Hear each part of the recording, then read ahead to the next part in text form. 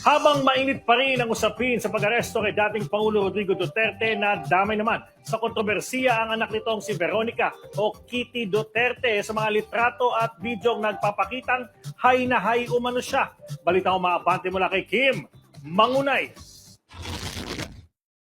Sa gitna ng kontrobersiya sa war on drugs na ipinatupad ng administrasyon ni dating Pangulong Rodrigo Duterte, pinag-uusapan ngayon ang anak nito na si Veronica o Kitty Duterte. Ilang post kasi sa social media ang lumutang kung saan hay o nakagamit di umano ang anak ng dating Pangulo. Taliwas ito sa kanyang ama na inaresto noong Martes at inilipad patungo sa International Criminal Court dahil sa implementasyon ng madugong kampanya kontra iligal na droga.